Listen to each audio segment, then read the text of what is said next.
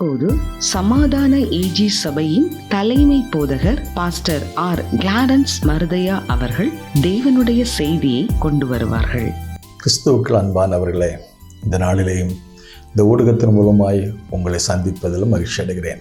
இந்த நாளிலே ஆண்டவர் நமக்கு தரக்கூடிய வார்த்தை என்னவென்றால், எங்கள் போராயுதங்கள் மாம்சத்துக்கு ஏற்றவர்களாயிராமல் அரண்களை நிர்மூலமாக்கத்தக்கதாக அவைகள் தேவ பலம் உள்ளதாக இருக்கிறது. 2 கொரிந்தியர் 10:4.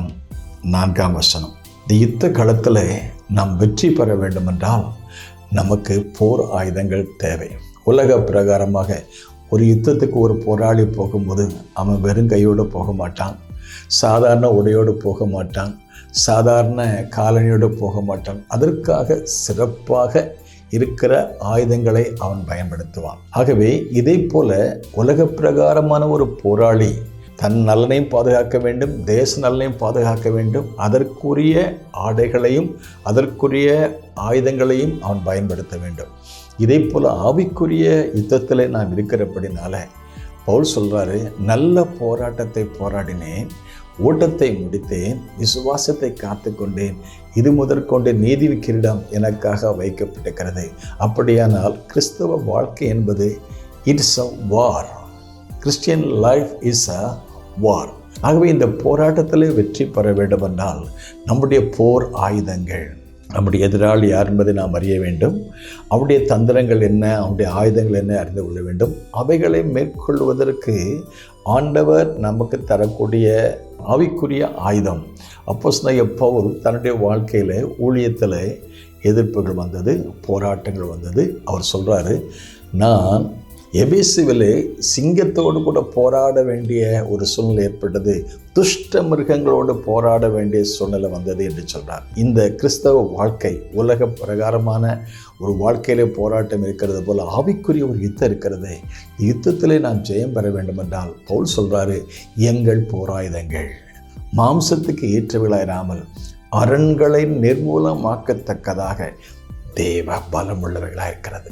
அப்படியானால் தெய்வ பலம் உள்ளதாக இருக்கிற அந்த ஆயுதம், எங்கள் போராயுதம் என்னவென்றால், ஆண்டவர் நம்முடைய கையில் கொடுக்கப்பட்ட பவர்ஃபுல் வெப்பன், ஒரு அணு சக்தியின் வல்லமை விட, ஒரு அணு ஆயுதத்தினுடையதான வலிமை விட தேவன் நம்முடைய கையில் கொடுத்துக்கிறாரு ஜெபமாகிய ஆயுதம்.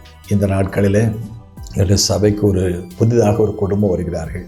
அவர்கள் ஆண்டவராய் இயேசுவை அறியாத ஒரு பின்னணியத்தை சேர்ந்தவர்கள், பல தெய்வ நம்பிக்கை உடையவர்கள். ஆனால் இப்பொழுது ஆண்டவராய் இயேசுவை ஏற்றுக்கொண்டு சபைக்கு வருகிறார்கள்.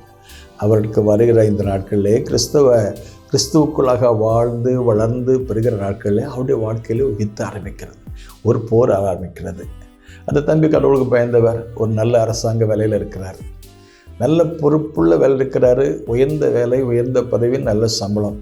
ஆனால் அதை கண்டு பொறாமை கண்ட ஒரு மனுஷன் அவருக்கு விரோதமாக எழுந்து, எப்படி அன்றைக்கும் மொர்தெகாய்க்கு விரோதமாக ஒரு ஆமான் எழும்பினானோ அதே போல் அவர் எழும்பி, இவன் வளர்ச்சியிலே அவனுக்கு விருப்பமில்லை, இவனுடைய உயர்விலே அவருக்கு விருப்பமில்லை, ஆகவே பொறாமை கொண்டார்கள். ஈசாக்கு வர விருத்தியான போது அவருமே பொறாமை கொண்டது போல கொஞ்சம் வயசில் சின்ன வயதில் உயர்ந்த வேலைக்கு வந்த உடனே அவருடைய எதிராளிகள், அவருக்கு மேலே இருந்தவங்களாம் மேலே பொறாமை கொண்டு அவர் செய்யாத குற்றத்தை செய்தார் என்று சொல்லி புகார் செய்து அவருடைய வேலைக்கு இடையூறு வரக்கூடிய அளவில் செய்து விட்டார்கள். அப்படி செய்த போது அது தினசரி பேப்பரில் வருது, டிவியில் வருது, இவர் இவ்வளவு மோசடி பண்ணிட்டார், இவ்வளோ பணத்தை கொள்ளையாடிட்டாருன்னு சொல்லி ஒரு பெரிய அவமானம்.